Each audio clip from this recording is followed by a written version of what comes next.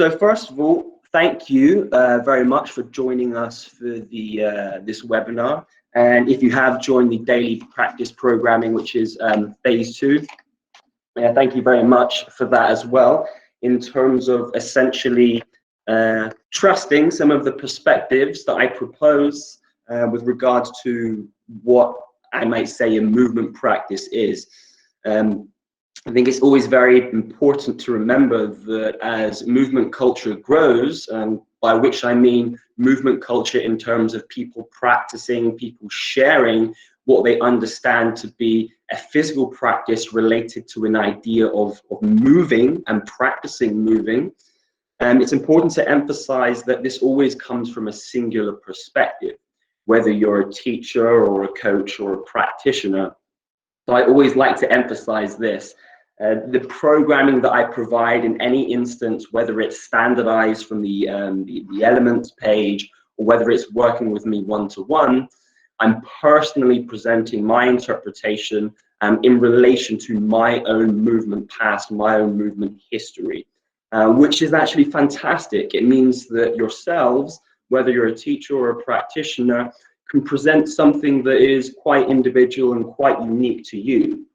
So yes, we are complete snowflakes, and it's quite apt for me to say that because the snow is still falling as I'm sitting here in my apartment in Switzerland.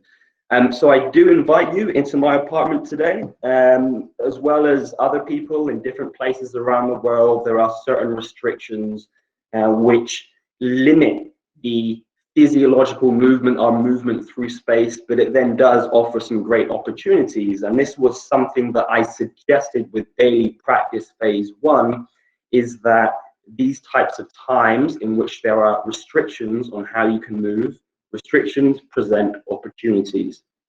We can see these in micro movement contexts, which basically means specific contexts in which, no, you can only do this, this, and this, and this. This is the only way that you can move. Make something within that. And that gives us an opportunity on a more macro scale today. So I thought it would be nice to do this webinar in my apartment, also because I'm hoping the internet is a bit more stable. I invite you here today to go through some of the things from the daily practice phase 2. One thing I will add, as well as mentioning that this is a physical practice from my perspective, how I propose to present it and give people a structure within which to move, I also want to emphasize that each one of the contexts in these this program scenario, so I'm really referring to, all these kind of broken down movements, each exercise, perhaps if you want to use this term, is a movement context in itself.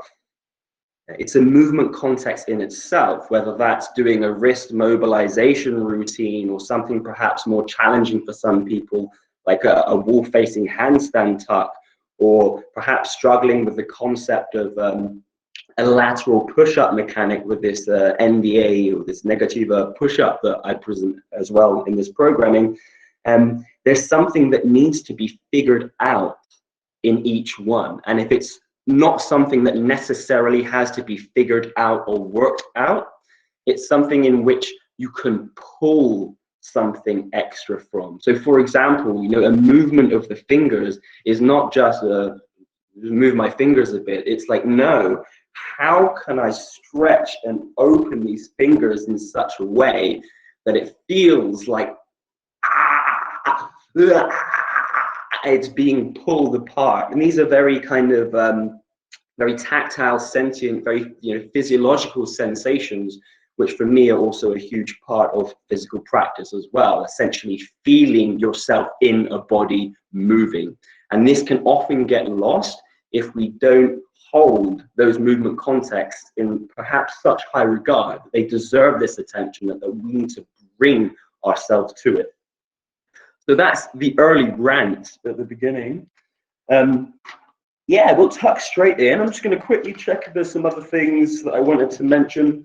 Yeah, so one thing I added with this programming was some access to a series that I kind of went through and started creating, which is the perspectives on movement practice. And again, these are just my perspectives on movement practice.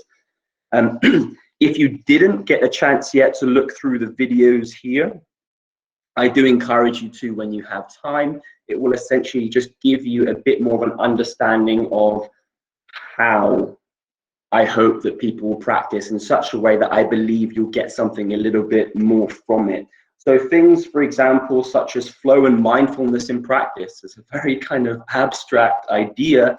I try to bring that to you in a very practical way, essentially just thinking about how you're moving. And then some other aspects such as breathing. Shut your mouth and save your life. This is something very, very simple on a more practical level as well. So do look into those videos if you haven't already. The other thing I want to emphasize is the daily practice in itself was, as well as designed to facilitate people's movement in perhaps more restricted times, it's also trying to emphasize developing a habit of movement, a habit of movement. And for me, I think this is one of the most powerful things you can do, whether it's your physical practice, like you're actually training and you have a program and you're working from something or a discipline, or if you're someone who just wants to move, whether that's walking, whether that's hiking, whether that's taking swims in the river or anything like this, build a habit of it. Now and then people bring the question to me, and perhaps to yourself as well, which is, how do you keep the motivation to do these things, to practice? What do you do for this inspiration? Well, the fact is, if you have to rely on motivation and inspiration to move or to do something, it's going to be limited, because this eventually runs out at some point. It comes back, it ebbs, it flows, it grows, it waxes, it wanes. These feelings of, I'm into this, I'm practicing this every day, it's not sustainable. So if your practice is only relying off of having motivation or being inspired to practice, your practice is going to be as sporadic and off and on as are those feelings. So better then, I propose, perhaps better then, just develop a habit. I wake up, I do it. I wake up and I just get up, I start moving my fingers, and I do my part of my routine. I do the part in the morning, I do some wrist work, and I do some wall-facing tuck handstand practice. I maybe just do one section of the program, which brings us to the point as well that I'll discuss this as we move through. Whilst this is programmed in a specific chronological order, it has a beginning, a middle, and an end, as I've written. And once you have explored it in its programmed form, the daily practice programming is there to be taken out in bits and pieces as you choose, whether that's specific movements or groups of movements in accordance with how you feel it's required in your own practice, or whether you just focus on a specific part. If you feel, for example, the large frame mobility is giving a lot for me, I will focus a lot more on this. And then you build your own habitual practice, keeping in mind that habits develop and change over time, but nonetheless, it's still a habit. This is much more sustainable than having to rely on something else like motivation or inspiration in order to move or to practice something. So build your habit of practice. If it's not already there, this is one of the main things that I hope this can bring you towards. Just getting stuck into, first of all, some words on the movement projects. I brought some movement projects in, some very isolated movement projects in phase 1. If you did join phase 1, I think they were related to more fine motor control with object manipulation, which essentially can be very, very frustrating tasks. People that have worked with me or have worked with the other programs, very many cases, sometimes people will submit a few videos of these and then suddenly it fizzles out. The interest was lost, which again, if you rely on interest to do your practice, it will fizzle out. It comes and it goes. And this phase, to move on from things that are more isolated, more fine tasks and these fine motor control tasks, I brought it a little bit bigger with some context related to hand and foot-eye coordination. Really, really simple stuff, probably stuff you've maybe done already. The close range ball dribble, something incredibly simple, just bouncing a ball on the floor. But I mean, it has a dual function. So when I have my ball here, I'll bring you down to the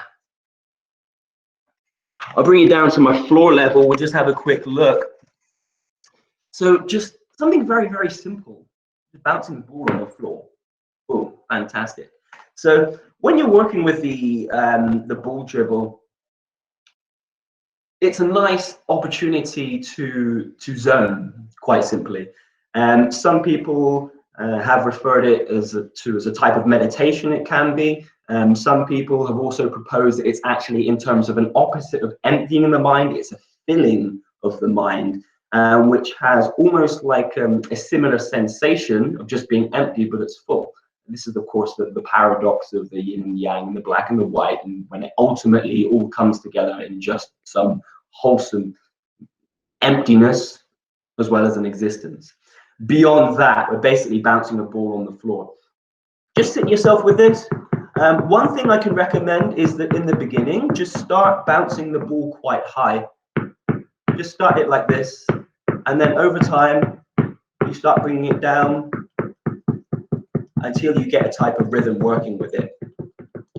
Now, the other thing with this task is that you're inevitably then spending time in the squat.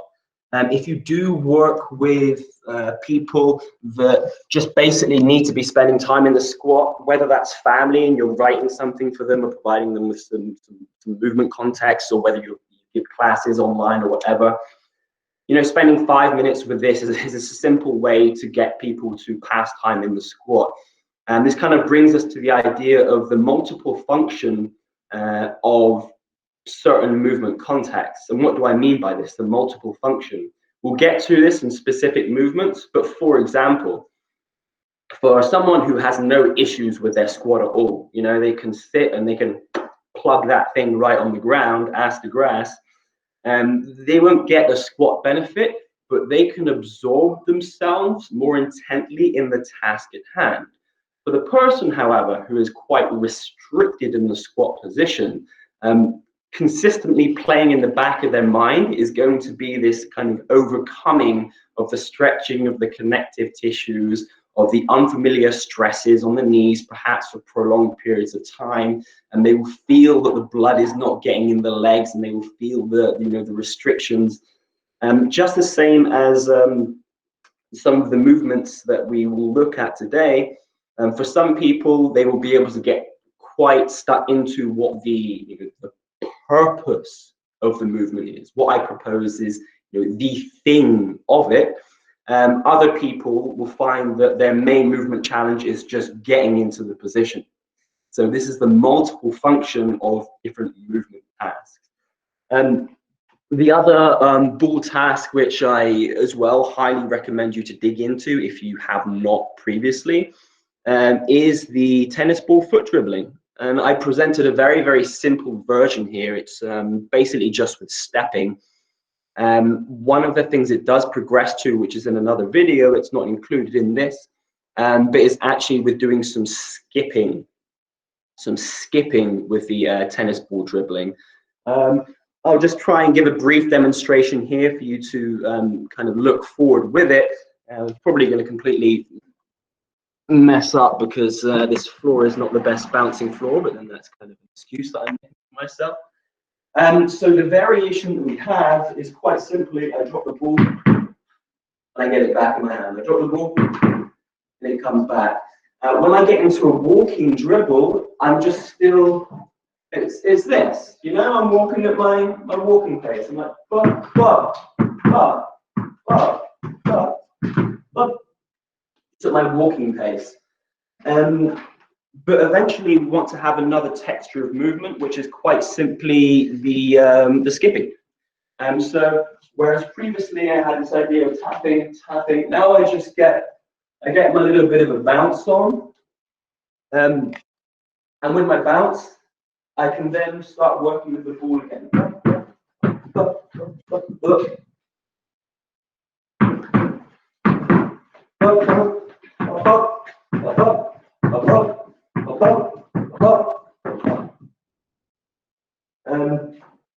Just a brief demonstration, just in terms of if you're looking to extend that context already, if you've been working with the walking dribble and start working with the skipping. If you've really dug into that already, there's some other videos I presented. You will already find stuff. You can strike the ball in different ways. You can double bounce. You can hit with different parts of the foot. But in all honesty, especially again, if you're someone who shares movement with other people, the most fundamental things, the walking dribble and then the skipping dribble.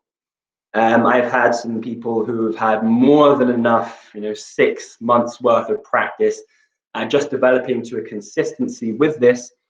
And I would say, for a long-term benchmark, as in like, just in the future at some point, build yourself up to being able to bounce consistently, whether that's walking dribble or skipping dribble, for 3 minutes. 3 minutes basically means, I don't really need any more from this context. If I can do it for 3 minutes, this is absolutely fine. As a beginning benchmark, 1 minute, absolutely fine. So I think if you've achieved a 1 minute dribble with the walking and the skipping dribble, if you want to practice further than that, it's completely up to you.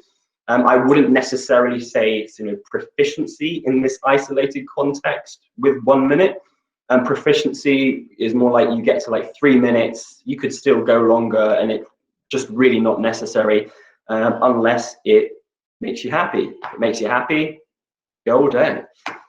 Budding and blooming.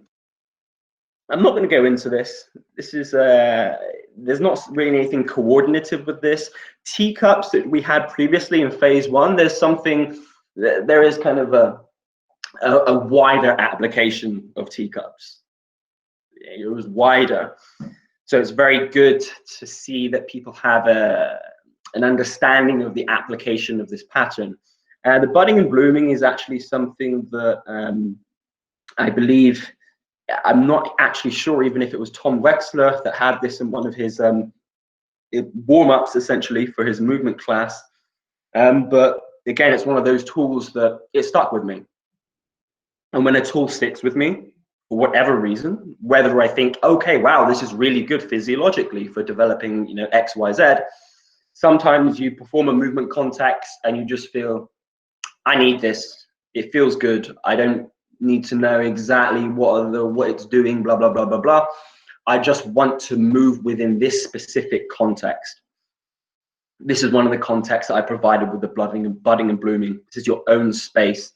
And the breathing aspect is very important. Just the one thing I'll just mention with it, just move with the breathing. It's mentioned in the video and everything like this. Move with the breathing, feel yourself expand, feel yourself contract.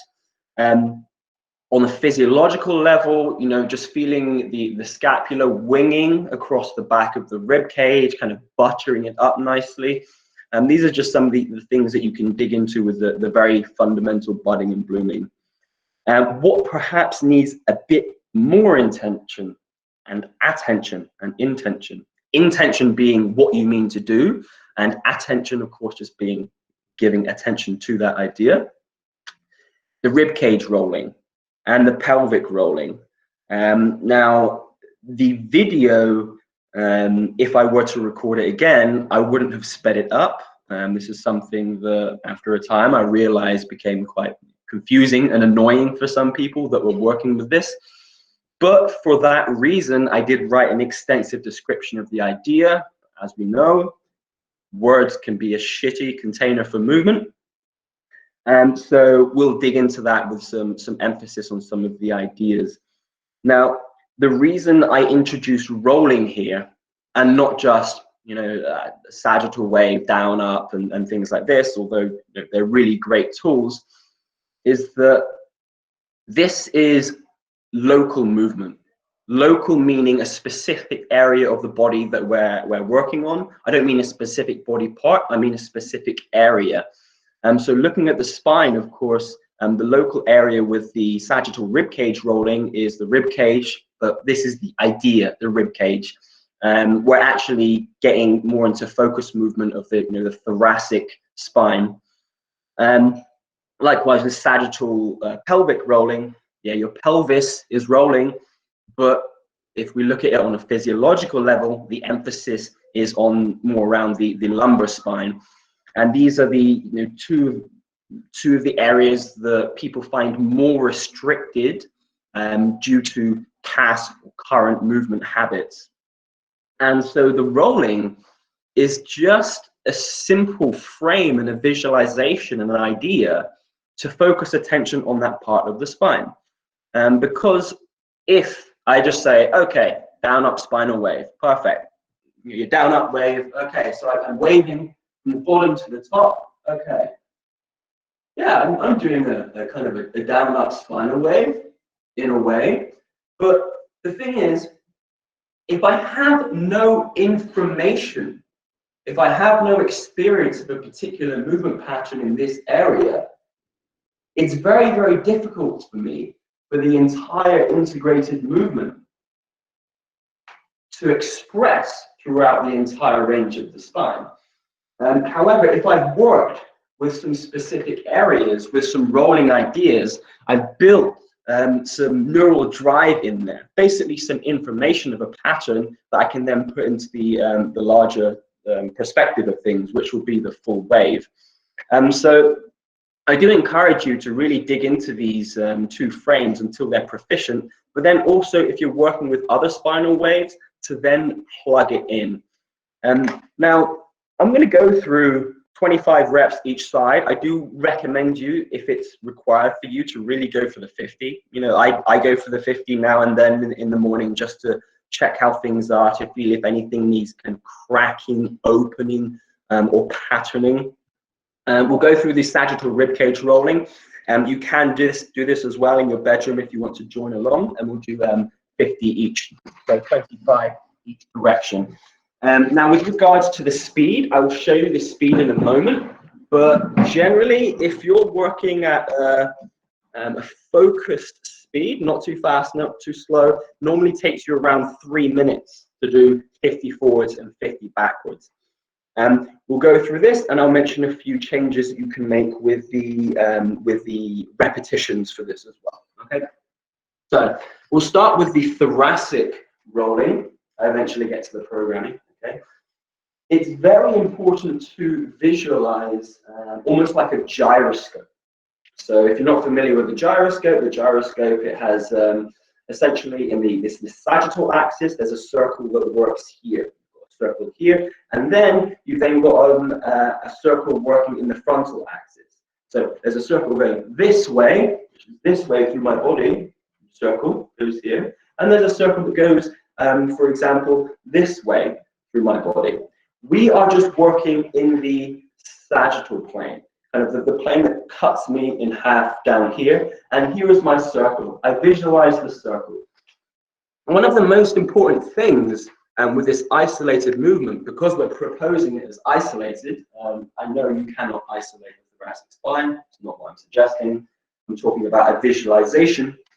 So that we can focus on this local area, we need to try and disintegrate the other areas. And this is when I come back to the idea of proficiency in something like a full range spinal wave. Sometimes I need to disintegrate movement before I try to integrate it. What does this mean? It means that basically, if I'm thinking of just moving my rib cage and my thoracic spine, and yet this is happening, or something else is moving.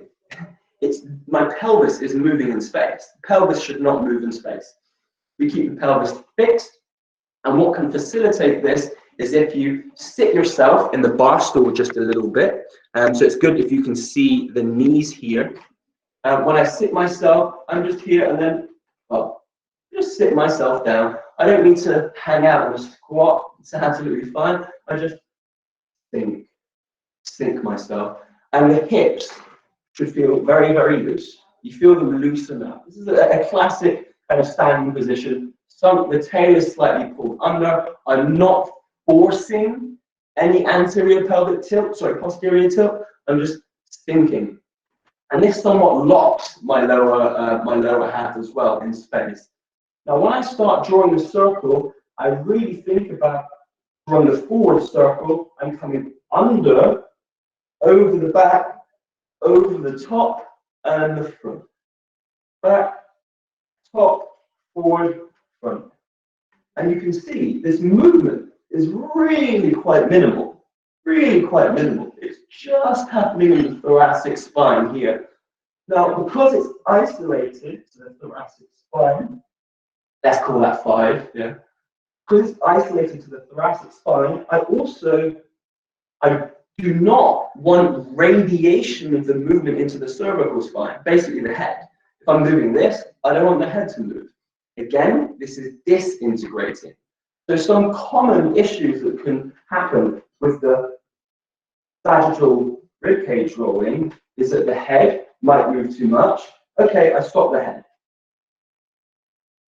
Something else that can happen is then that the ribcage starts to move in space. This is also undesirable. What this basically relates to is, again, it's a type of coordinating and patterning that needs to be disintegrated. Because in my mind, if I'm visualizing, draw the circle forward, but then my whole body is reaching forward, my intention is so strong that it's pulling me. We need to manage that intention and we need to isolate it to the work at hand. So hips set, do not move in space. Thoracic spine does not move in space, or rib cage does not move in space. It moves on the spot in this circle. The head, again, also stays exactly where it is. We'll do about 20 here. 1. We'll just take it 10, 2, 3. And this is the tempo that we're looking for. And each time carving, digging out. If you're lucky, you will hear the popping from inside the body, the music of the body radiating through the inside of your tissues and, of course, into the ears. And then likewise, when you've worked with the forward rolling, bring yourself straight into the backward rolling. Now for the backward rolling, I'm coming over the front, over the top, over the back, and then down. And it's very useful to use a mirror, of course, for this movement to check yourself. But again, many times I will see people basically working into a full top-down wave and just the rib cage. Work with the idea of the rib cage. The other thing, because we're focusing around the thoracic area and the rib cage, what can happen is that, of course, then the shoulders start giving it some of this. Now, this is good. This is some good buttery shoulder loving. But again, buttery shoulder loving, buttery scapular loving is an integrated movement with the thoracic rolling love that we're also giving as well. So you can bring the shoulders in. This is no problem. But know that you're doing it. Know that you're doing it and do it deliberately. This, for me, is what we might call an idea towards movement control, movement ownership of your movement. Okay? So as I said, now that I'm rolling forward, I'm carving it in, and I haven't done any morning practice this morning, so I'm feeling it clicking out the day from yesterday and night. Now, when you become proficient with this rolling, it's no problem. Start with switching. Switching basically means you're switching between the back and switching between the forward rolling. Start in the beginning with just changing every 10, perhaps, if you're doing 50. And that means that you are actually practicing the transition between the rolls, the forward and the back. In the beginning, you might need 10 just to prepare it in your mind. So let's say you get into You're number 7, and they're like, okay, 3 more. I'm going to change in a minute. I have to think about it, okay? And I get here, and then I come back. And now I'm doing the back row. I do my other 10, and I think, okay, prepare for the change. What's going to happen? Okay, and I come back. And then you instigate the change. You can bring it down to every 5 repetitions for 50 reps each direction, which means you'll basically be doing 5 forward, then 5 backwards, and then you're repeating that for 10 times for the 50 repetitions. This context for the thoracic rolling, it can serve you always. It can serve everyone, and it can serve everyone always. It's something you can keep in the bag.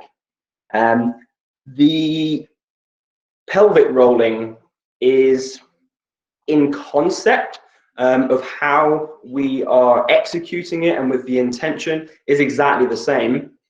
Apart from because we're working with the pelvis, there's a bit more negotiation of the knees. So this is what I'll just emphasize at the moment. If you take a look at the knees, if I want to draw a circle with the pelvis forwards and backwards, I have to enter a tilted position, posterior tilted position, which is facilitated by the knees. If I block my knees, if my knees are blocked, I cannot move the pelvis. The pelvis cannot be moved. If I sink the knees, it sucks under, I come over the front, and then I go to the back again. I suck it under with the flexion of the knees, I come to the back again. And again, this is a nice tempo to work with. Look under, sucking over. And with attention here, you can feel that as I'm pulling under, there is a contraction of the glutes that helps that pull tighter underneath. There are these physiological mechanisms. But in my mind, I'm just thinking circle, circle, circle, circle. And likewise, when I go back the other way, over the top, then the front. Over the top and the front.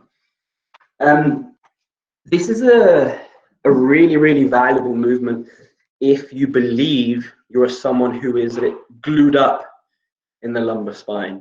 Deadlift back is a common description I give for this, and which basically means if you're watching yourself or watching videos, that when you pull the tail under, it kind of only comes to here.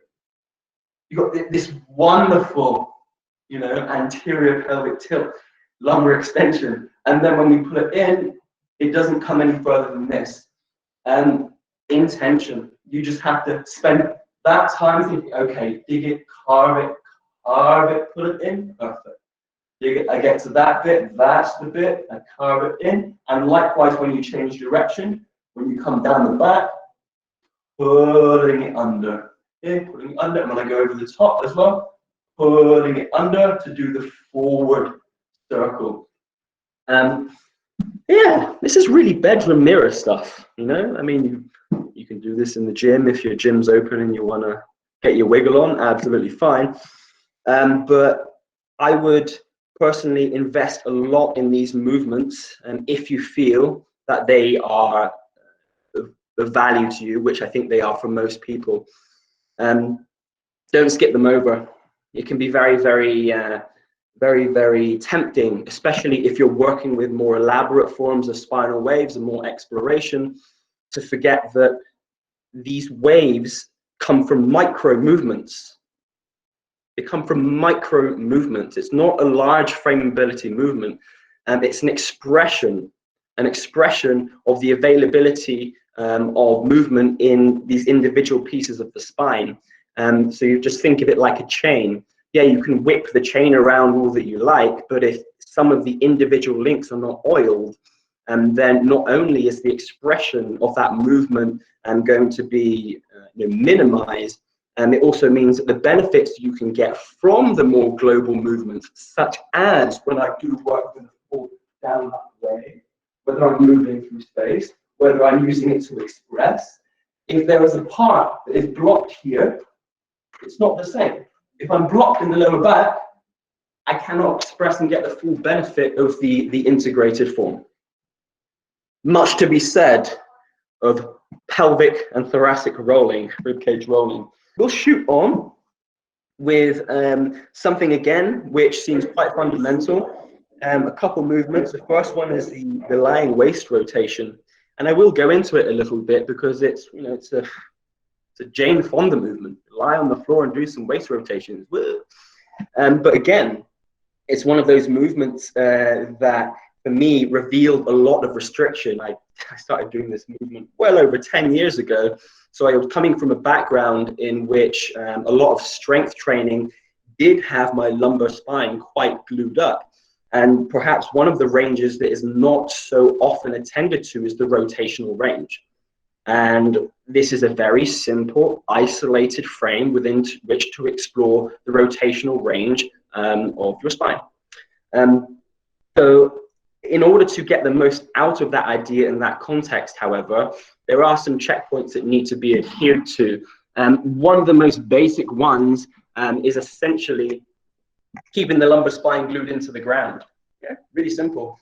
So the lying waist rotation is a very easy when I bring myself up. I don't know if you can see underneath here, but when I start bringing the legs down, or if I'm working with a bent version, is that I get lumbar extension on the bottom, this gap under here.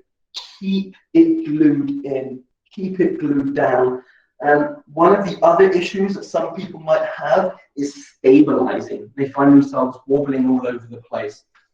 This again is another aspect of the movement. Yeah, how do you support your body when it's moving dynamically through space? It's moving through space. For example, do I have my hands higher or do I have my hands lower? Do I have them here? Do I use my elbows? It's important for you to find the most supportive position. Now, when you're coming down to the side with this movement, again, one of the things that can happen is that either bringing the legs too high or bringing the legs too low. There is a sweet spot. There's a sweet spot where if you've got the lumbar pressed into the ground and you're locked out, you can essentially take the most advantage from the legs as a load. So in a way, it's a loaded stretch. It's a dynamic loaded stretch. We're using the weight of the legs. Hence, we have these variations to tuck or bend the knees to reduce the load that's there. When I bring myself down to the side, I try to find where is my end range. Now, in order to find the end range, I have to have something that's measurable. Now, the measurable aspect is the shoulders are on the floor. And this is very valuable to think about with mobility frames, is that whereas with weighted frames, whether that's body weight or whether you're working with weights, you can essentially see that you build up in a certain progression, or you can see the weight on the bar, or you can perform more repetitions. It's very difficult to measure mobility in some cases, a very subjective feeling. So to get an accurate subjective response, something needs to be measurable. And the measurability is shoulders stay pinned to the ground. So if I've got my shoulders pinned and I cannot turn further than here, I know that this is my end range. If I have to negotiate the shoulder, well, I mean, did that range come from my waist? Or did that range just come from me lifting the shoulder off the floor? This is very, very important to keep measurable. So as I come down, I'm giving some resistance against the floor. In order to pull back again, I'm pulling my midsection down. I'm pulling into the floor. The lumbar spine's going bam into the floor to bring it back around again. I'm working with this variation with the knees tucked. Again, I'm just controlling it. You can again work with the breathing. The action of the diaphragm will also affect the rotation. Again, for measurability, take a look at the knees. There is a difference. If I'm doing a waist rotation and I work towards here, what's happening with the knees here is that the top knee is lagging behind, which essentially means that my pelvis is not completely turning. It's an incomplete turn of the pelvis. If I keep these knees in line, what actually happens is I have to shift the whole pelvis from horizontal into vertical, toward vertical, and this is exactly what we're looking for. If you have no idea what I'm talking about, you can check it from the front. So one of the variations here If I'm not getting the full range, you can see here now, this knee is lagging behind. But if I were to let this knee keep in line with the other knee, I actually have a more realistic representation of my range. Again, really simple movement, something that some people will look at and go, not worth my time a day. It served me well, and I believe it can serve other people well as well. One thing that actually it is, I believe personally, it set me in good stead for working really strictly with this movement, with the straight leg progression for a good, 10 reps per side, spending that time in the end range, and likewise with the straight leg progression, just ensuring that you don't find yourself in this position with the feet. One foot is overtaking. They are in line here, maximizing the rotational load. Meat hook, baby. Yeah, meat hook for the on the rings. If you're not sure what the meat hook is essentially you're in this position, you're hanging from the rings from here with one arm, and I'm holding the rings here. That's the meat hook. As a preparatory movement in a very, very early stage, just building experience with this rotational load, lying waist rotation. Just spend time with it. Very, very simple movement. Likewise, when we then flip it on the other side, we're going to take a look at the prone tail reach or the scorpion tail. Prone tail reach, man, this can be a revealer if you were like me some years ago. And yeah, I've been working my rotational range, but the rotational range, now we add a hip opening aspect. Now, if you're not quite sure what I mean by hip opening, I basically mean a position of loaded hip extension. So here, the prone tail reach, we're working with a closed hip. Yeah, this is the hip angle. I'm referring to the angle on the front of the hip here. This is closed hip, open hip, boom. This is open hip. But we can now load the extension here. How? You turn it upside down, man. Boom, here. And now, when I reach, the load, again, is the leg. It's a loaded stretch. So from here, when I open the hip, I reach from the top.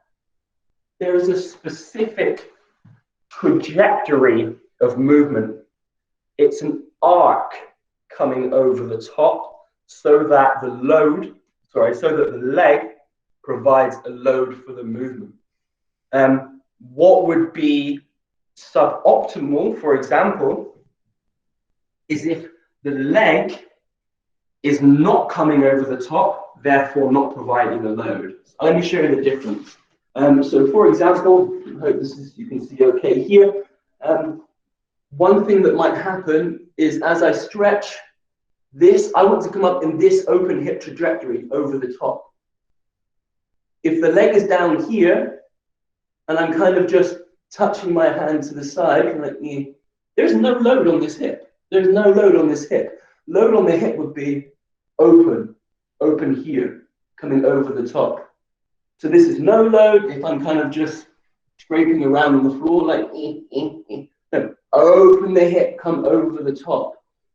This then comes to the importance of what we just mentioned with the lying waist rotation for the measurability, keeping the shoulders pinned, nailed to the floor. So here, when I'm working with my prone tail reach, I'm staying locked down. Again, negotiate the hands to where it's necessary for you, both for support and also the target for where you're touching your hand. So from here, I'm opening, keeping the hip open, and I reach. This leg is just there because I can't stretch it back so far because of my room. Here, and I pull, I touch to the hand. The knee is not down. Again, if it's down here, there's very little load on the hip. It does have rotational benefit, but it doesn't have the hip loading aspect we're looking for. Again, when I exit the movement, I pull it through the open hip position back to the beginning. And then from here, again, opening, keeping it open, keeping the shoulder pinned. I reach, try to find the hand. There it is. And I pull back again. If you have such restriction, that, you know, keeping the shoulders pinned to the floor actually reduces the feeling of the loaded stretch in the hip that you get, then yes. Well, if you think about it subjectively, if you, okay, now I can truly say if I actually let this up a little bit, I can then go a bit further and this increases the load. This is then absolutely fine. But again, it must be conscious.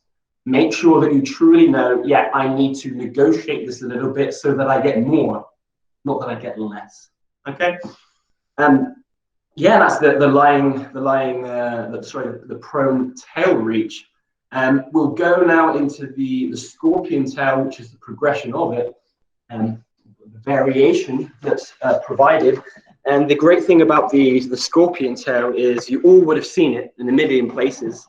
In most cases, perhaps in certain locomotion sequences, because the scorpion tail is also a locomotive transition.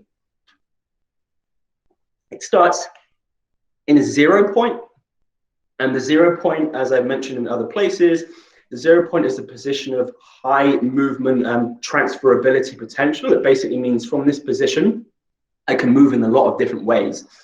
So the squat, for example, is a 0 point. Standing can be a 0 point. If you've got a handstand and it functions, a handstand can be a 0 point. You can move in and out of this position. And the prone tail reach, so the scorpion tail is here. This is a 0 point. From here, I could enter the floor. From here, I could move, I can twist, I can go in this direction. I could, from this position here, I could jump forward for any reason if I wanted to. We're using it now in terms of an isolated context for developing the physiological aspect of this hip opening idea. But once again, in order to get the most out of the physiological aspect, we need to turn that thing on in our mind which says, okay, I need to have a load here, a stress provided that is sufficient to essentially give me something. There is a time to make things more efficient, and it's not now, because this is not an efficiency practice of this particular movement. We're working with some loaded stretching, essentially. So from my position here, I've got my head down. Again, first step, get the hip open. So from the front position here, I come from here, the hip is opening. Again, the difference, if I were not emphasizing the opening of the hip, I kind of just end up just kind of bringing my leg down here. But look at my hip angle. The hip angle is closed here. It's not open. From here, open, okay? Now, for some of you, you may find that this load here, just that's super sufficient. If it's like already loaded, and you can feel it there, the stretch across the anterior side of the leg, that's perhaps enough. And this is absolutely fine. You could then just hold some isometric holds in this end position. A few seconds here. Again, pull it back, taking the same trajectory. Again, don't cut it short. So from here, don't just think, oh, that's fine. I bring it down and I replace my leg. No, go through the same trajectory. And as you start to develop the movement, what actually happens is we move from a 4 points to a 3 point to a 2 point contralateral support. Basically opposite hand, opposite foot. I'm sorry, ipsilateral, same side. So from here, I have 4 point support. I bring the foot up. Here, I have a 3 point support. If it feels okay, I push, I load it, I keep it loaded. The hand starts to become weightless here, the end range, and I stretch to my maximum till I'm at a loaded 2 point support. And again, I pull it back around. Where the floor touch is possible, the floor touch is light. I'm loaded here, staying tight in the midsection, just a touch, up, and then pulling it back again. If range is limited, you can just keep the touch a bit lower. I still have the open hip. I'm just touching lower, down towards the foot here. the hip is still working open. If it is available, go for the full range, which is around about the hand line here. So from here, I touch, touch, pull it back around, and then into the position. Loading of the hip. One thing I'd like to emphasize with these types of movements, essentially these loaded body weight mobility movements, is that when this is the goal, developing the physical capacity, which basically means developing mobility, developing strength, developing these other common attributes, the subjective stimulus is all that matters. What do you feel? Does it feel like an intense stretch? Are you somehow subverting that stretch, taking a different trajectory, and it actually feels less?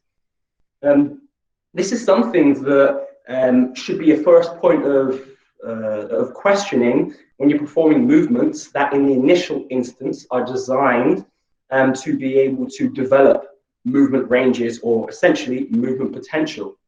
Once the movement potential is developed, okay, I have that isolated pattern. Yeah, now we do some stuff with it, and this idea of am I getting a good stretch, is it a good load, just goes out the window. So for example, one very simple progression with this particular movement, you can actually combine it into a, give bits of space, you can combine it into a very, very simple traveling movement with a whole leg. So the whole leg, if you're not so familiar with the whole leg, it comes from the vulvar capoeira. It's a very fundamental movement from turning in space, looking through the legs here. But then, of course, because it has this rotational aspect, I can tie it in with many things.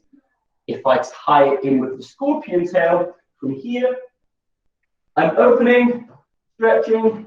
Here, I get the touchdown. From here, where does it go? I keep going, I keep going, keep going, keep going, keep going. Flat. Just come back again. That's it. And I can go straight back in. Scorpion tail.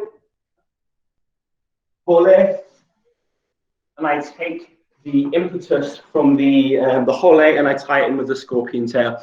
And then you're starting to essentially put those movement patterns into movement, traveling through space. And one last thing I'll say with the scorpion tail with regards to intensifying or perhaps inadvertently reducing the physiological stress is the standing or the supporting foot. Watch this foot, just here. This foot here. This is my support foot. And what can happen if I'm stretching, if I turn onto the back of the foot, this again, this is absolutely fine if you then plan to move in this direction. But if you're using it for a physiological development tool, you've actually just bypassed the stretch because you rotated your entire body on your heel rather than putting that potential rotation into the hip. So just to mention, what we're looking for is that we stay either here like on the ball of the foot or perhaps just the knife edge, but not really any further. Resist coming up here. Staying on here, intensifies it already. I pull back around to the starting position. So yeah, I mean, these two little movements are great. It teaches you not only this rotational aspect and the hip opening aspect as well. Again, whilst it's physiological in its nature, it is also patterning. Open hip, closed hip. Where do you see open hip, closed hip? In all movement that involves locomotion or movement of the legs. Open hip, closed hip, you'll find it in, for example, floor movement. So from here, this is an open hip. Yeah. If I'm pushing someone up, someone's on top of me, I might use an open hip to create space. If I want to escape, I use a closed hip. This is the closed hip movement. You see it in martial arts, you see it in dance, contemporary work, blah, blah, blah, blah, blah. Open hip, closed hip. We'll talk briefly about toe rocking. Again, if you're thinking, he's talking about now all these small, really insignificant movements, perhaps you need this the most because none of them are insignificant and it depends upon what you bring to the actual movement. And by what you bring to it, I don't just mean a sense of curiosity, I also mean your physical capacity at that particular time, at that particular place. So, for example, toe rocking, quite essentially, we're working on a physiological level with the toe in quite intense extension, because we're effectively kind of sitting on the toes here. Now, I can't remember in the original video resource if it's feet together or not. In all honesty, it doesn't really matter. I would explore all of them, feet close and feet a little bit wider. But one thing I will emphasize with this, and this move towards patterning, is the perspective of sitting on the heel. And what am I doing right now? I'm sitting on the heels. How often do we sit on our heels? And if it's available as a sitting position, it would be used quite often, sitting on the heels. What is the advantage of sitting on the heels? Well, as opposed to sitting on the floor, like this or like this, sitting on the heels, if I'm here, I can move if I need to.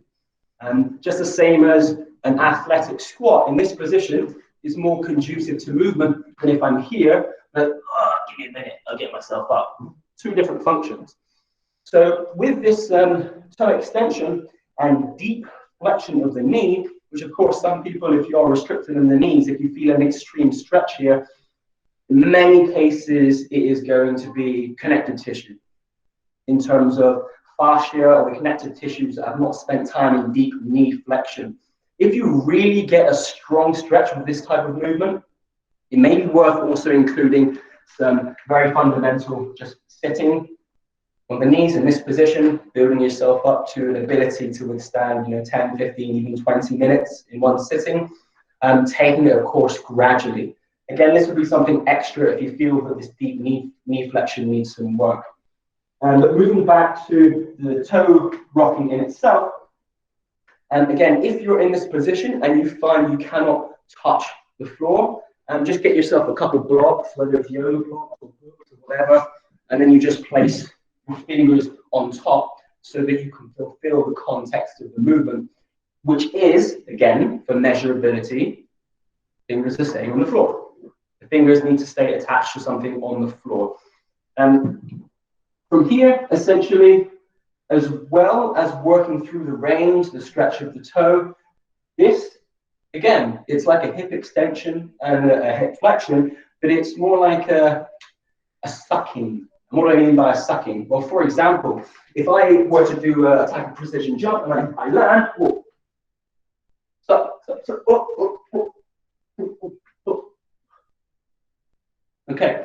If I have no experience in this range whatsoever, I'm not going to be able to optimally perform that rebalance pattern. This is where it can extend to. We're not practicing rebalancing here, but we're going through certain ranges that will build experience in this pattern if at some point you find yourself jumping on walls and things and stuff like this, which is really, really great practice, actually. I've only found out in the past few years. In the isolated context, you're quite simply mapping restrictions. So you might get to here and it's like, oh, no. Okay, this is not a controlled movement range for one reason or another. Maybe you need some more elevation, but we're looking for a smooth, controlled movement range that's available. Some compensations to be aware of. If you find yourself really bringing the knees out, very often it means, again, that you're bypassing an area which needs some attention, whether that's through the quadriceps or the toes or something like this. And so it means you should spend more time in really, being quite strict about it, basically, and going, no, I don't let the knees out, the knees are traveling straight forward.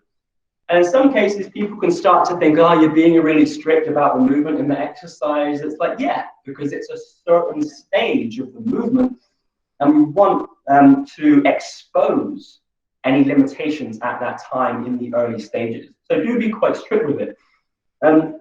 Now, when you're progressing to the elevated version, I don't have anything elevated to show you at the moment, but essentially what we're then doing is getting a bit more into this rebalance idea. Because you're elevated, the hands are not on the floor, what you're then working with is building a control over that movement range. And the measurable target is then the floor underneath you. And I think this is, it can be useful to have. So for example, this is the measurable target, the floor, and I touch up and I come back in. The danger is resting on the floor, which basically means I come down, go, I got it, boom, touchdown. Okay, yeah, this is fine. But now I've just completely taken off the load in my quadriceps. There's no load here. This is not a structure that I can use for movement. If I were rebalancing in real life and I jump, this load is constantly there. It's constantly there. So if you're working with the elevated version, just really try to use as a hairs brushed to the floor. Just feel the follicle tingle in your knee. And when you feel it up, suck it back in. There is also, with the elevated version, a natural arm coordination. I'm not going to go in, it doesn't have to be elaborate, but it's essentially counterbalance. The most fundamental arm body coordination used is a counterbalance. As I go forward, if my arms are forward, boom, I fall forward. What do I naturally want to do? Touch, suck it back in. And when you're attending to this or focusing on it, you can make it really deliberate, you know? You can really go for it as in like, okay, open, close, open, close, okay? And that would be the elevated version there, just demonstrating it on the floor. Again, what's nice about this, especially the elevated version without hand assistance, is that each repetition is a different texture. Each repetition is a different scenario because you're working through those ranges with some balance in the middle. And then it means like just any precision jump that you would do is different every single time. The idea being to build up proficiency over time with that fundamental movement. But you know, each kind of case is unique. And again, if you're bringing the attention to it. But this frame is quite nice because you're in that balance area where focus is required. It kind of forces this mindfulness in movement. Just as some people have spoken about climbing, for example, as a meditative type of task, because you have no choice. Unless you want to fall off a wall, with or without rope, let's not get into that, you have to be there. You have forced mindfulness in movement. If we can bring this to everything, to all aspects of our movement, whether it's moving my mouth now and feeling how my diaphragm is moving in relation to it, or if it's just, again, working through the finger routines, this will put us in really nice stead for being mindful in our movement wherever we take it, whether that's in the street, whether that's in a physical practice, whether that's in discipline, however it is. The last thing we'll dig into quickly, I'm not really going to do this. I'm just going to say a few words on this, on the pigeon stretch. Now, the pigeon stretch is, for many, many people, a range that is very, very wanting. It's very limited. So for the pigeon stretch, of course, we've got ourselves in a position of kind of extreme external rotation of the hip. And it's essentially loaded with our body weight. I was not sure whether to put this in the practice, but as I know that some people will be moving on from daily practice phase 1, it's not a progressive program as such, but if you've been working with the fundamental frames from morning practice, such as the basic, the cross-legged stretch, this would kind of be the next step to taking it to be a bit more loaded. The cross-legged stretch it's a passive stretch. You can work with contract and relax, so squeezing, pushing it down, 5 seconds, relaxing, getting into a deeper range, contract, relax. But what I see in so many practitioners when they come to me from different walks of life is that when we look at the hips, the most restrictive range is the external rotation. People will bring their leg up and it's like here. This is quite a lot of range that can be missing there. But however, with the hips, one thing we have to be mindful of is that we're actually affecting the connective tissue in the hip socket, in the joint, and not cranking on the capsule. So what I mean is that, you know, you've got your hip socket there in the joint.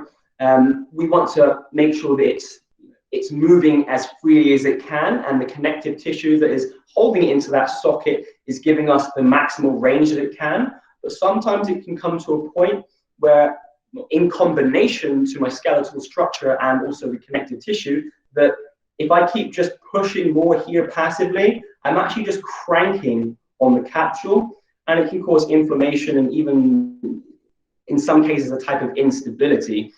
I say a type because it's very rare that you're going to find yourself dislocating the hip. But in any case, just be mindful of this. And this is something that when we work into the pigeon stretch, because you have your body weight load, and that becomes a lot easier to do, just to end up, you know, cranking on that hip. It's not the intention. The intention is always to build experience. And building experience does not always have to be an insanely stressful experience. It just has to be experience in that. I do advise, of course, people to explore different textures of experience. So basically, that means, you know, looking at some of the progressions. So if you're working with, you know, just exploring what's available, and you're working here, maybe you have slightly more flexion in the knee. If you have too much flexion in the knee, it's not the same. It doesn't become the same. We do need to have this slight toward 90-degree angle, but then again, we need to be mindful of issues that might occur in the knee with this torquing, which is why there is the variation of having something elevated under the knee, preferably something a bit softer than a hard handstand block, in order to make that range more manageable. Work with the contract, relax with this frame, pushing the foot in, relaxing it, using the hands for assistance. But then if you're exploring, you can then work for the 30 to 60 seconds time just with the, you know, not with the hands, and just pressing in, contracting here, contracting to the floor, relax into it, contract, and relax into it. If this is really proficient and there's no problem, yeah, by all means, work for repetitions. In the initial instance, work for repetitions with a tempo. Again, working with a specific tempo is just building ownership over that range. So I might come down 1, 2, 3, I hold for 1, 2, and then I push to bring myself back up. Again, where is this range coming from? Is it coming from the hip? Or is it just coming from my back? Okay, so again, I maintain a neutral spine just out of respect of the measurability to make sure that, okay, this is fine. Again, of course, back knee off, this is a progressive variation as well. I do the other side just for my own benefit as well as you. But once again, if the knee is completely back here, I don't necessarily advise working so much with the knee in flexion with the unassisted variation. I would much prefer if you start to try and open that angle of the leg with a bit of assistance from perhaps just the fingers and the hands, being able to push up. And again, either working just exploratively, seeing what's there, how it feels today, or perhaps implementing some repetitions with that. The reason I didn't put the repetitions and things in the programming is because, as I said, it's a very, very potent frame. Especially, it's very individual dependent upon that specific range. So I give it to you to explore. Spend 30 seconds, spend 60 seconds. With regards to the time amount, this is just a brief guideline, 2 minutes. How long should a stretch be held? You know, in many cases, when prescriptions are not very specific for movements, we fall back to the 3 sets of 10. And in some cases, it's quite open. Yeah, so I give it to you as an explorative form. Just with regards to what we just went through, the movement practice, the morning practice or the movement snack, this is something, again, completely personal. As I said at the beginning, I've structured this in a certain way, but it should be incorporated into your life, into your practice and managed. Although I do recommend in the initial instance to do it as it is programmed, to then be able to say, okay, actually, no, it would work better for me if I do it like 1, 2, 3. Okay. So one thing I'll just touch on, I'm going to bring myself into the big screen again. We're going to start with looking at the basic wrist and finger mobilization. I'll just say a few things on this. Again, it's not something that's insignificant because the ranges of your wrist can be very difficult to be predicted if you have a dynamic practice in which the hands are communicating with the floor. This is a really simple wrist mobilization routine. Of course, if developing your physical practice further and working in contact with the floor more, it would be a good idea to also have in place a routine that takes care of strength of the wrists as well and the forearms, which essentially basically means I'm working through these ranges with load. These routines, you can find them all over the internet. I think I may even have one on my channel too. But in all honesty, this basic finger and wrist mobilization served me for years. Before I even came into contact with the perspective, the difference between mobilizing the wrists and strengthening the wrists. And the reason it's so valuable, especially if you perhaps do not come from a background in which you've been working with the wrists and the fingers for communication with the floor, the forearms can get really, really glued up. And in some cases, some type of manual massage intervention is ideal as well to be able to help unglue those forearms over time. But in order to get the most out of this mobilization routine, mobilization for me basically means it's like an army. Okay, army, guys, got these 10 fingers, this wrist, muscles of the forearm, and getting you guys together, getting you ready. How are you all feeling today? There's an aspect of proofing with it, like checking of the joints, but it's quite structured, of course, because it's a routine. So first of all, something as simple as the finger, going through the fingers. As I mentioned at the beginning, keep the shoulders just relaxed, keep the arms in front of you, and keep the elbows straight. Now, I'm quite specific about keeping the elbows straight in this context.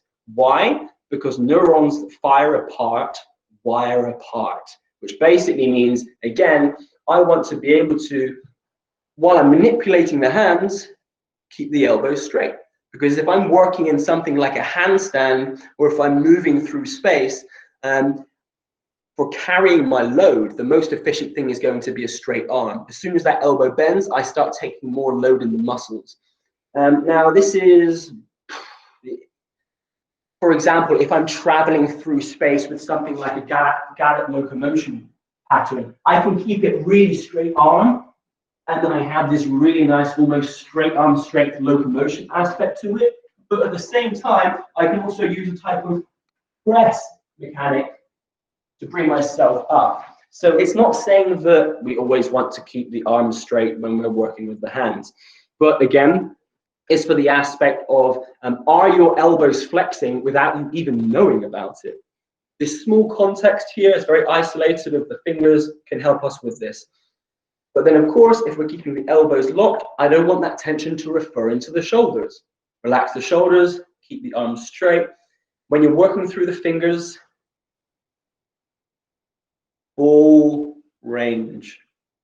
And I'm working with almost a waterfall type idea here. It works from the outside, inside, outside, inside. I can also go the other way, inside, outside. I'm not sure if I already released a video with these basic finger patterns, but I may do so soon. But for the moment, just going all the way through, it should really feel like, as I did earlier, like this mouth stretching open, pulling through the full range. Because if you're like me and you spend minimum 6 hours on the laptop a day, most of the movement is like this. And this movement is just patterning a very, very, very small range, not to mention the physiological side effects. So go through the full range of the fingers. One thing I also just mentioned with going through the movements of the mobilization routine is give some active feedback through the movements, which basically means, again, don't just crank on it passively. Unless you feel like, okay, this is just a specific stretch at the moment. If I relax, I can, that's doing something good for me. In other cases, for example, if one of the last movements in the routine, when we're working internally rotated, grip the floor slightly. Have a little grip on the floor so that it's almost like I'm turning against the floor. So it's active. Again, you can see this with the hands. I don't feel the hands should be completely dead through these movements, by which I mean flat hand. Have a little grip. This type of cambered hand in which the second knuckles rise slightly with a bit of grip from the floor. You don't need to drill holes through the floor, but it's just tight and secured against the floor. Likewise here, working with straight elbows, you can also explore the flexed elbows. Just ensure when you're working internally rotated, the internal rotation actually comes from the forearm. We're not interested in jacking the shoulders internally rotated in this way. It's not what we're focusing on. Just internal rotation here. So for me, that's kind of my maximal internal rotation just from the forearm. If I were to go to shoulder, of course, I could come in here, not necessary. Likewise, when you're working with these types of movements, left and right, again, I'm pushing this side. I push and I receive it the other side. I push, push, push through the floor. Push, push, push, push. This is my right, this is my left, right, left, right, left, right, left. And that means in those end ranges, I'm actually building some experience. Experience means action, intention, doing something in that end range, not just bouncing in and out on the side of my end ranges. Especially important as well if we start working with flexion. Flexion can be very sensitive for some people with regards to restriction or perhaps injury.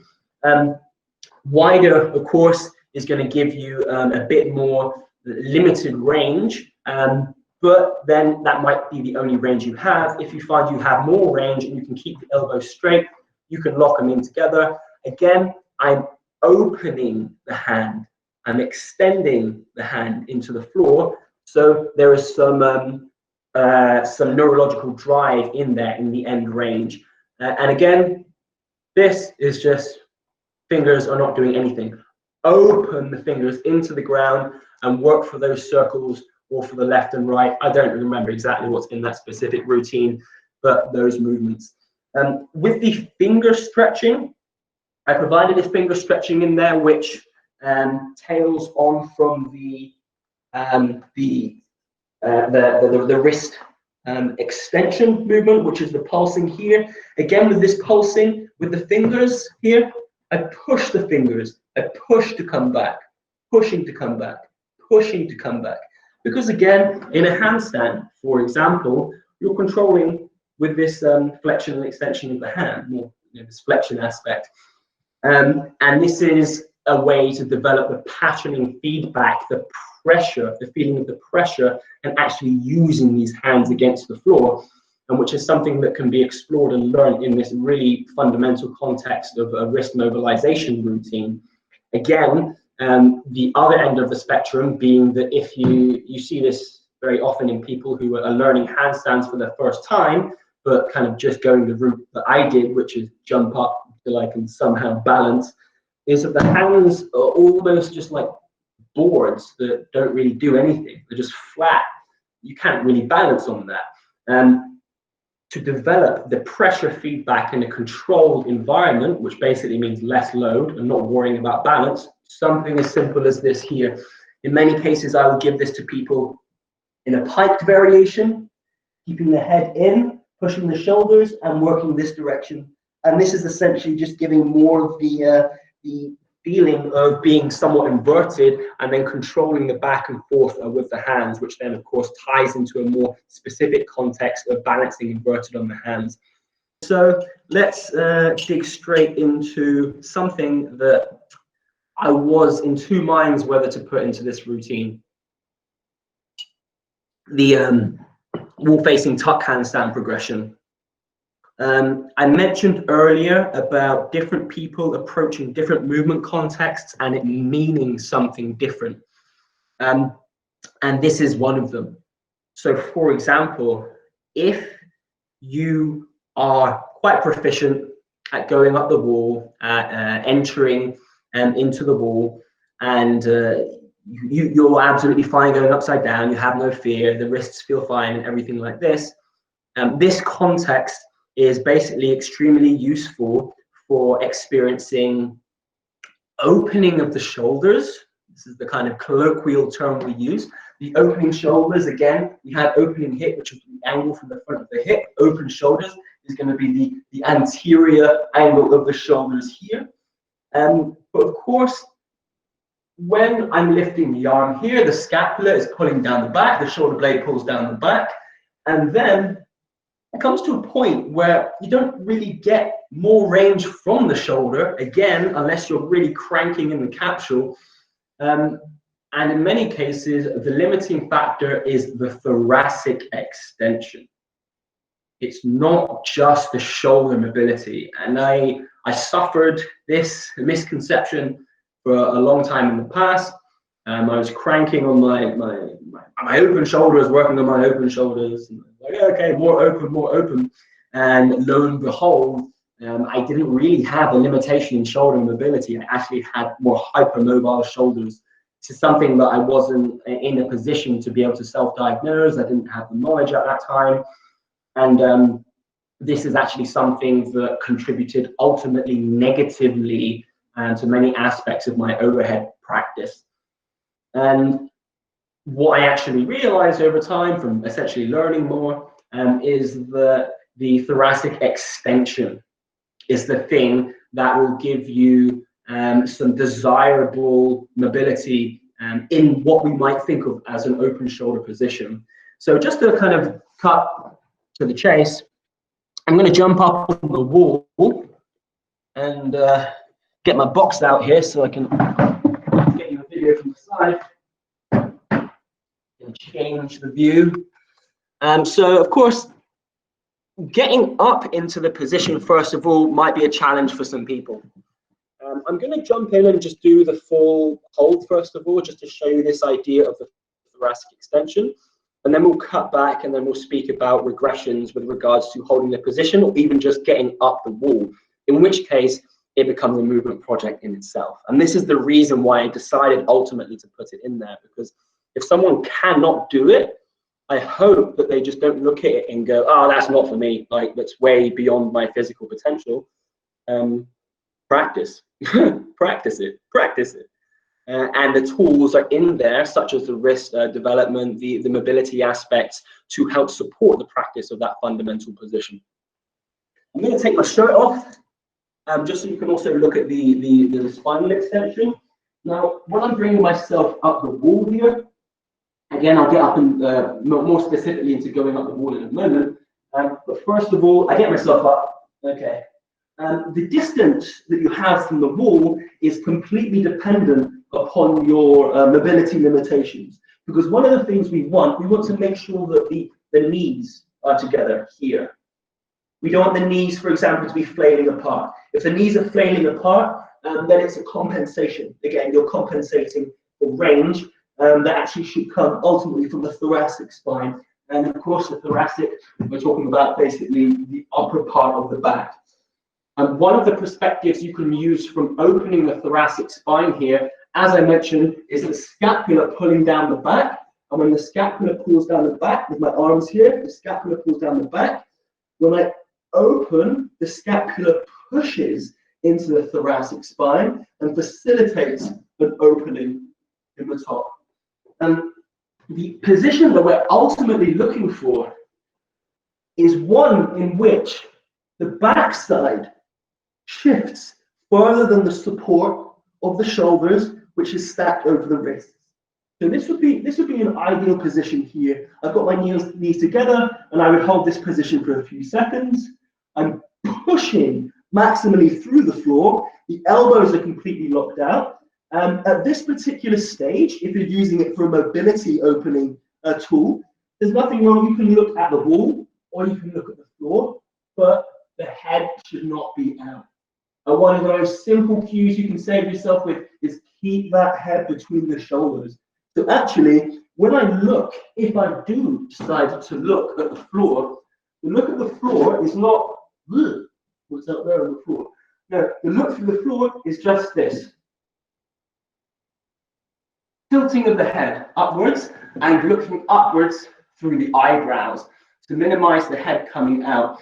With the head in, with this head-in cue, it's much easier to feel the upper back muscles and essentially the trap muscles pulling the scapula down to then affect the extension of the thoracic spine because of essentially, the load that's coming from the top. So this is checkpoint number one when you're holding the position. Now, from here, you can progress to, of course, coming closer with the hands and tucking in really tight. In all honesty, I wouldn't overdo this. It's a really potent frame. And the last thing we want to do is move yourself into a position in which there is no information. No information basically means I'm kind of resting on my bone structure, but I'm not quite sure if this is safe. Don't go there. Stay out of that place. Again, we don't just want to crank on things. We want to actually be holding that position open actively. Now, with getting up the wall, if you have any issues with this, when you're practicing, your primary concern should be to get the pelvis stacked above the shoulders as quickly as possible. And if you're just introducing yourself to this context, or you're working with people who you're just introducing it to them, and you try it and it basically looks like this, and try to get up and it's like,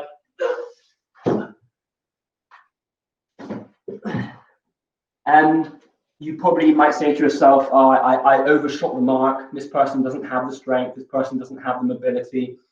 I would first go to the patterning, because I've met many people that don't necessarily have an extreme amount of strength and are not hugely mobile, and yet they can work this position because they understand the patterning involved.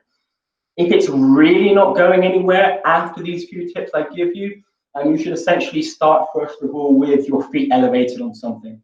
So for example, on the side of a sofa or a high step or something that you can put your feet on top of to work toward bringing your backside on top of the shoulders. Here is, however, how I suggest the idea of working up the wall. The first thing is to get as close to the wall as possible without blocking yourself. And blocking yourself basically means that if I'm too close here, I don't have space to get up. But if I'm too far away, the aim of this is to get the center of mass, which is around my pelvis here, supported. If I'm climbing up from here, that center of mass is now right in the middle, pulling me down with no support underneath it. It's a very, very inefficient position. And this getting up the wall, we are ultimately looking for efficiency. So find yourself, you have to adjust the hands to find where's the best place for you. With regards to hand positioning, fingers by the shoulders, straight in front of you, that's where you place your hands. Here, not too wide, not too close, fingers at the shoulders, down, down. So from here, and this can normally be a nice position where I'm in just like a box position, and I work from here. What I'm going to do, the head comes in first of all, pressing through the floor at all times. So that means that when I shift myself into this pike position that we know already from the scorpion tail, I'm pushing through the floor, but now this turns into scapular elevation and pushing through. So for example, here I'm pushing, and I keep pushing, and the action is pushing, over, always pushing in the direction of the floor. So from here, what I want to do is to be able to, on my supported structure of the shoulders, boom, get the backside up straight away. And this can be sometimes the challenge, transferring that push from a horizontal push to a vertical push in this short space of time. Which is why I simply say always just push through the floor. The protraction, elevation, all this rubbish, it will just do its thing if you're just pushing through the floor. So once I get myself up, pushing through the floor, I bring my backside up, because at this position, my load is more supported or closer to the support. And even if you're more restricted in mobility, you can bend the knees slightly, no problem. And from here, get the foot up, push from the foot to the wall. And when this extends, but it shifts my backside. And now this is also an ideal position you can hold. You can hold this position here. Now, if you are somewhat restricted in the shoulders, what can happen is your position is like this, which the shoulders are much more closed. This is the dual beauty of this movement. When the range in what we will call open shoulder is limited, it also means that things feel a lot heavier. This is a good thing. It basically means that the strength development aspect that some people might not get if they have some beautifully open shoulder position, you will be taking benefit of. Yes, life will be harder, but you will be all the better for it in the long run. But the ultimate goal, as I mentioned previously, is getting the backside to shift beyond the shoulders. And the reason for this, which comes to the point of ideas now of balance, is counterbalance. And there's many reasons why a tuck handstand is really, really great to incorporate early on if you do handstand practice already. I actually introduced it here more as like a physiological tool for, again, the open shoulder position. But of course, this then, once you build proficiency with the patterning of this position, we can just flip it around and back to wall tuck handstand, which we'll look at in just a moment. But just to emphasize this idea, push. And now from here, if this is no problem, I step into the wall. I'm shifting my body weight left to right and pushing through. I get to this position here, and then I hold the tuck. 3 to 5 seconds is good. And then tucking back in. And now look at my backside. My backside is shifted beyond the shoulders, and now my feet aren't even on the wall because I have the counterbalance from the backside and the knees. And this is actually really super convenient to work back to wall. And so the back to wall tuck handstand can give you a really nice experience of balance, actually long before you might have a straight line handstand, if the mobility aspect is there. And the good thing is, if you're working towards your straight line handstand or working with people who are doing that, this will take care of a lot of the shoulder thoracic opening aspect that can also be missing in the straight line. Back to wall tuck handstand, which you can also work with, is pretty much completely the same, just flipped around. But one thing I will say is back to wall. Now, be more mindful of how you're holding your midsection. While working, supported, facing the wall, midsection doesn't really need to work because we're more focusing on this open shoulder idea. But when I start to go back to the wall from here, again, keeping the head in, pushing through the floor. As I start to tuck the knees, is actually what just happened then. If I'm not tightening, I don't know if you can see this in the midsection, if I don't start tightening, it's all soft, I kind of end up getting kind of pulled down, or I never quite find the holding position. And if you're jumping up to back to wall tuck handstand, or even a tuck handstand in general, 2 things I would think of first of all. The very first thing, the feet. Are the feet pointed? Are the toes pointed? Is it tucked in? This will normally take care of the legs part. The shoulder part should be already drilled from the wall facing, and then the midsection is the important point as well. So as I jump up to the wall, I can either jump 2-footed, or I can choose, if I'm not so proficient, I can just do like a kick up and then tuck in. My feet point the toes. That's what I'm thinking first of all. Tight midsection, staying tight, pushing through the floor consistently, and then I'm flirting with balance. Don't push the toes against the wall. Just work with the hands, as I mentioned previously, with this action in order to bring yourself in and out of the ball. And you can also work with contraction and relaxation of the midsection in order to affect your balance as well and explore other balance mechanisms in that particular position. One thing I will say is if you're recording yourself doing back to wall tuck handstand and it kind of looks, like this, that you're quite close in this position here. Manage it, imagine it. This means that you want to work a bit more of the wall facing so we can get that position here, and that would be the difference. Bringing the knees down to the level of around about the hips. This is also ideal because the lumbar spine, it then puts it in more of a neutral position. Now in the wall facing tuck handstand, you brought the knees right down.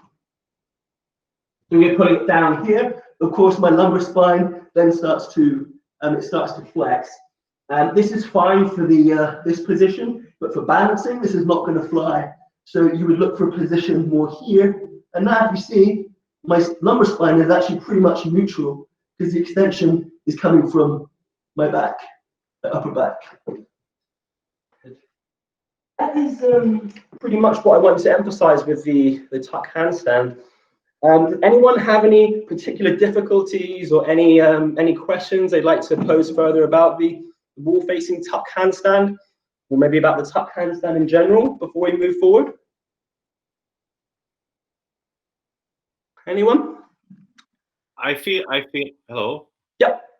I feel this exercise really challenging for me because I have issues with the thoracic area. And now that you explained the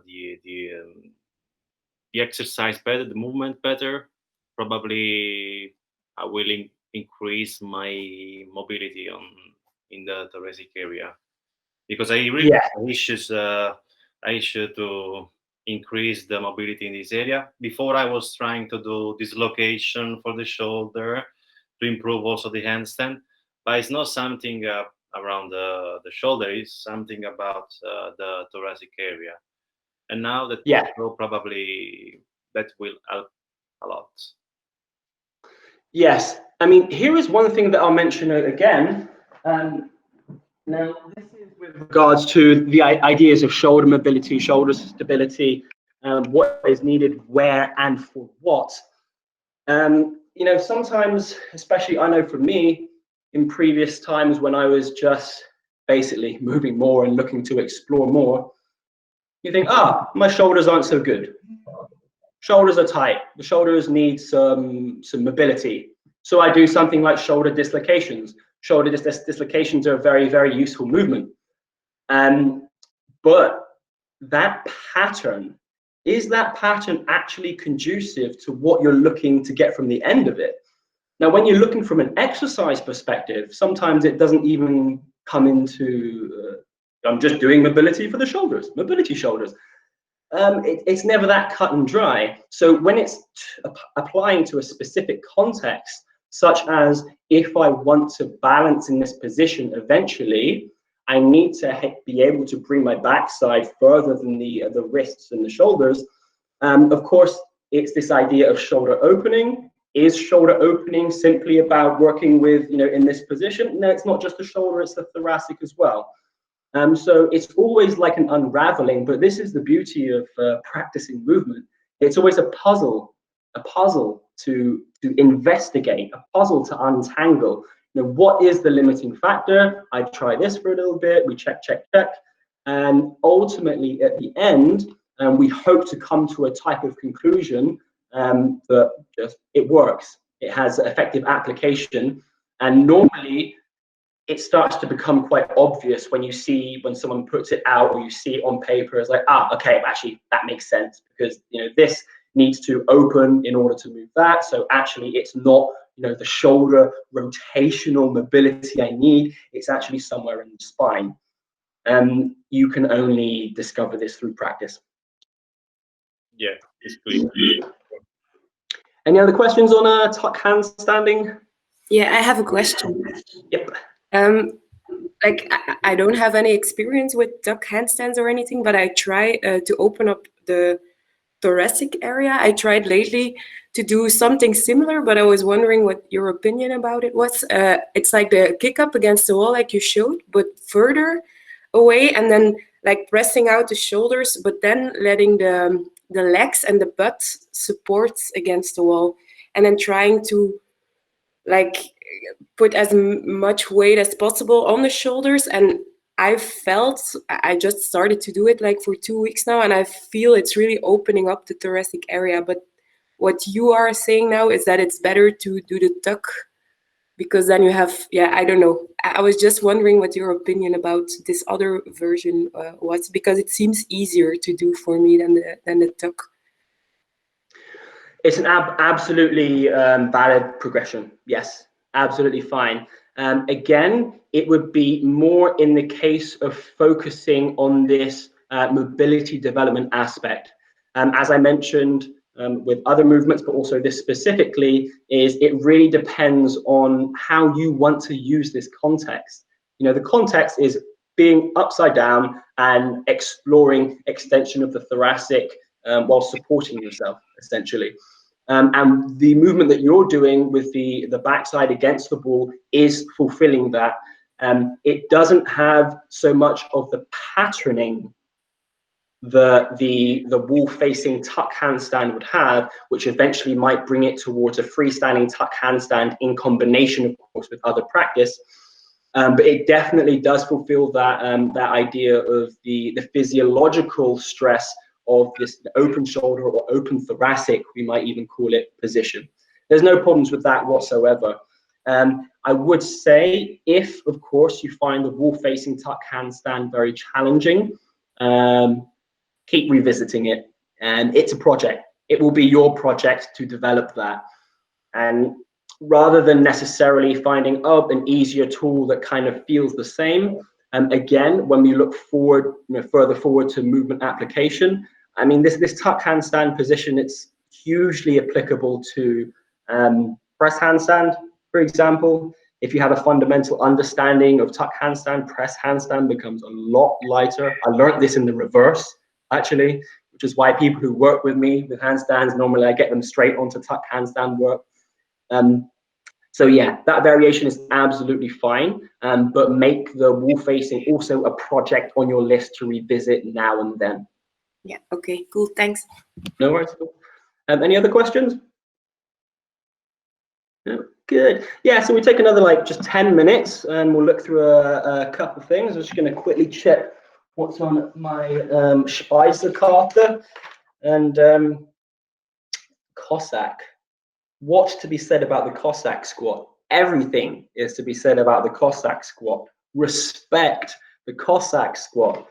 The Cossack squat is a tool that just kept giving for me personally. I'll just give a tiny bit of insight. I was born being able to do the splits. I actually came out with my legs split. That's complete rubbish. But no, I was able to always do the splits, the middle splits from a young age. It was just a built-in physiological capacity.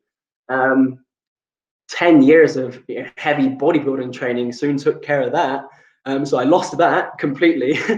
And then incidentally, I then started practicing again, and my front splits actually developed faster than my middle splits, which is interesting because it brings us to the point that even if you have had a built-in physiological capacity, nothing replaces hard work and experience. So it's not just all set in stone. But one of the tools that I used to start just visiting this range again, because it was never in my practice, was the Cossack squat. Because it's such I always use this like Jane Fonda type movement. You see it in the exercise videos and things like this. Very often it's bypassed as something, not so valuable. Very often we use other variations such as like a poo-boo reach, like a drop stance, which I'll look at into a minute. But actually the Cossack squat has a lot more to offer in terms of the movement idea of entering and passing through low gait. So let's dig into that a little bit now. Oh.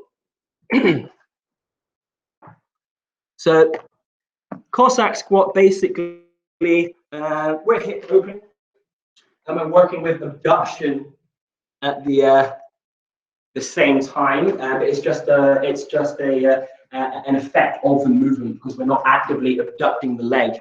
One thing that is really important with this, again, is measurability. So how can you actually judge how this is developing? Again, this is something subjective, so you need to have some mechanism in the context of your movement that tells you, okay, this is getting better. But also, there also has to be, again, this idea of being strict in its form.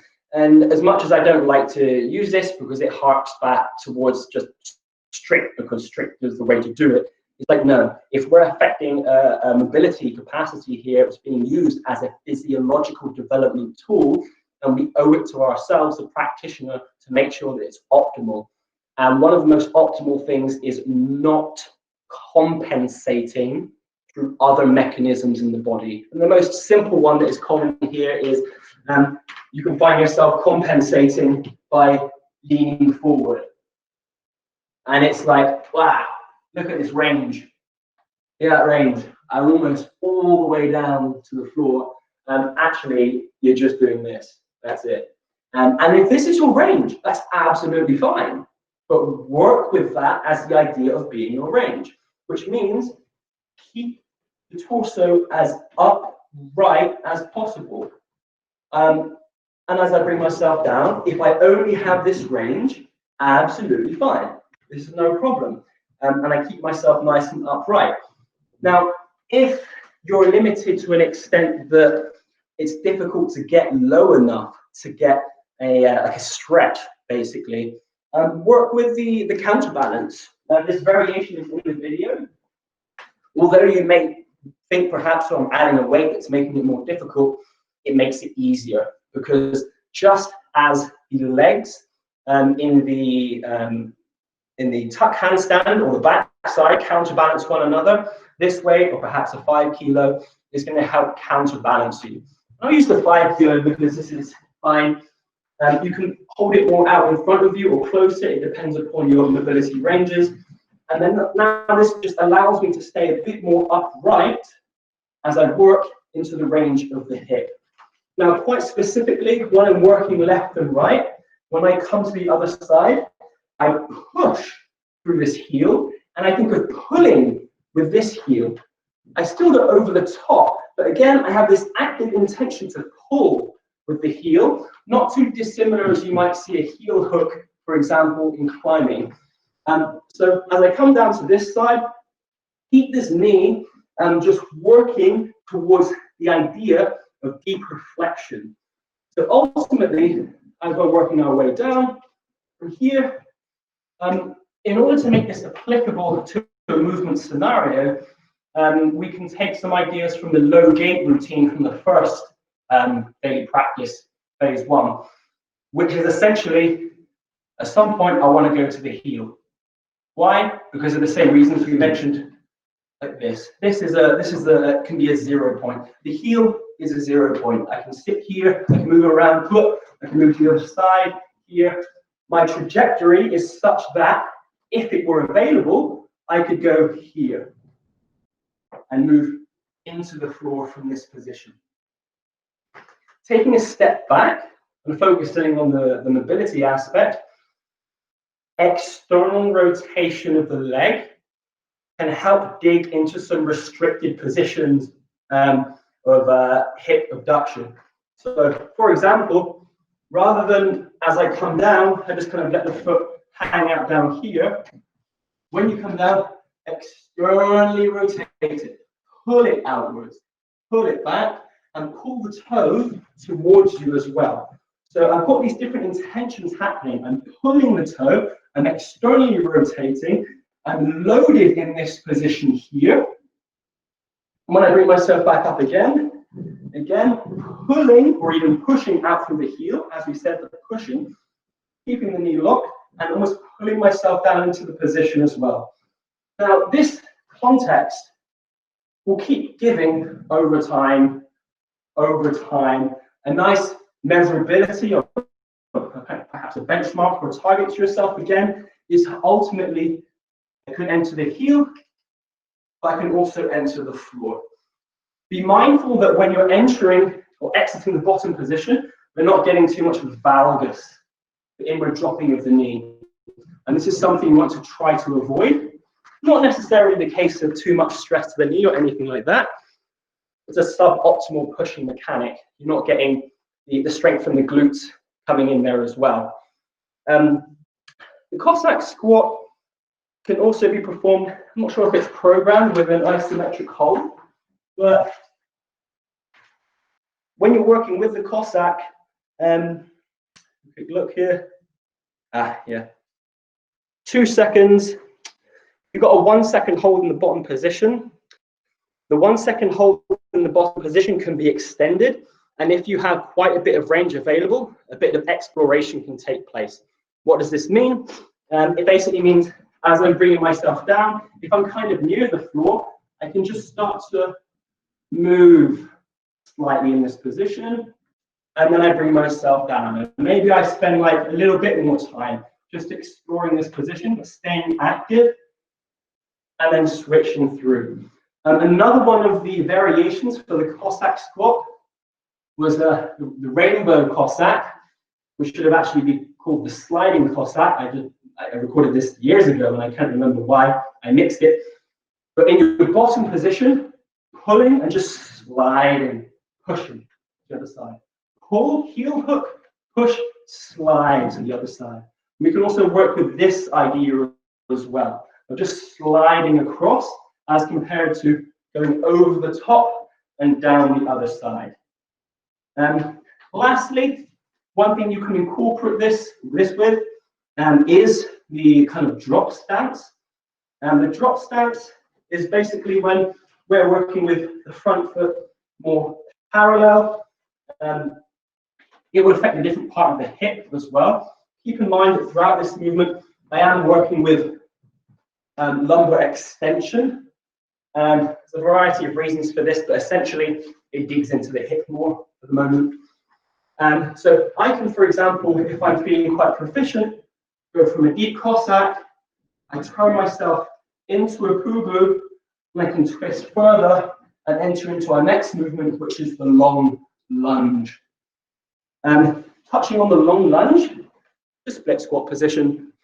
What you're doing here, the main goal of the long lunge, so B3, is holding for 20 to 30 seconds in that loaded end range of the hip flexors. And again, this is the last thing we'll touch on. We have to have some truth about it so that we can have measurability, so that we can see a progression path or feel a progression path subjectively.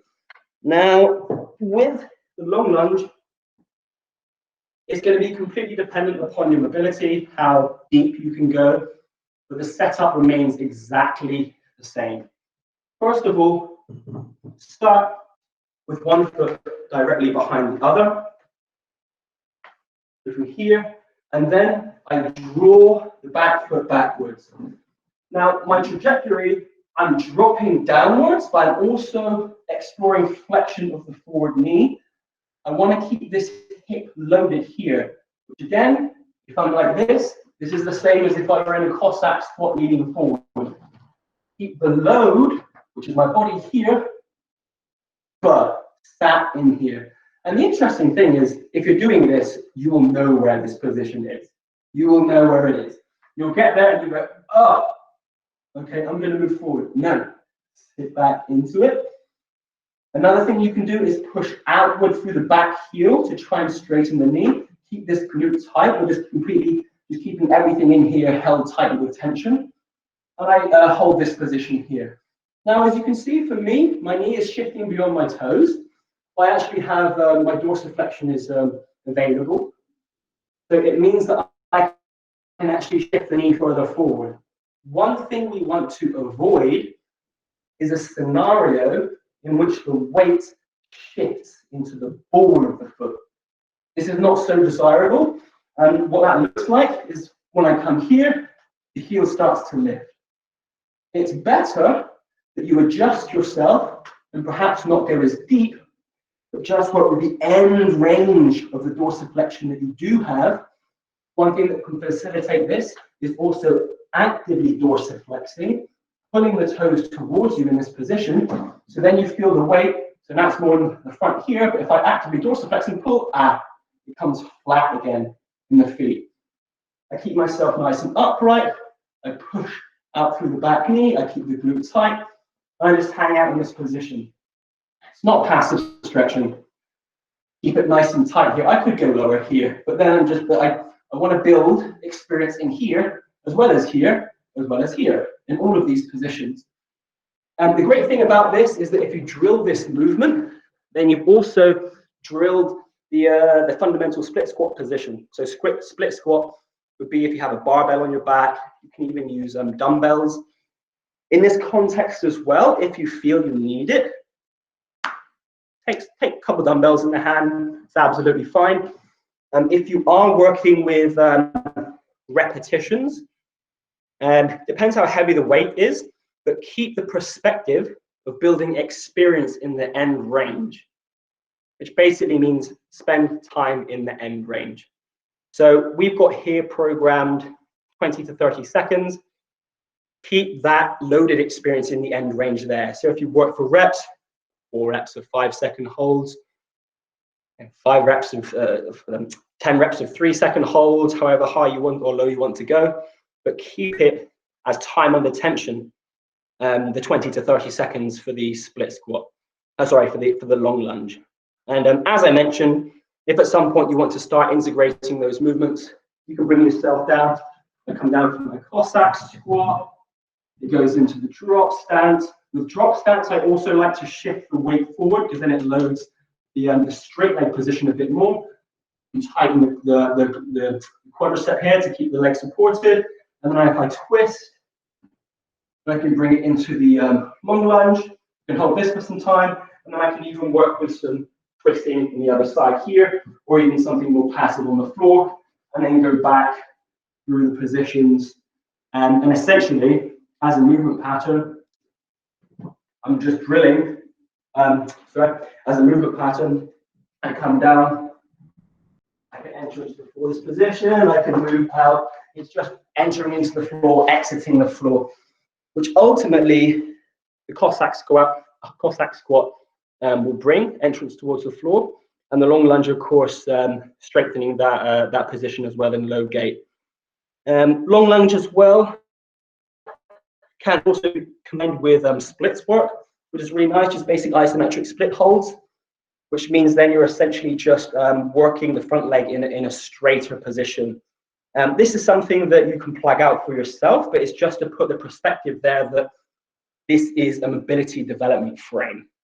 It's developing strength, yes, but strength in that end range, which is ultimately what we desire if we're looking at the perspective of mobility.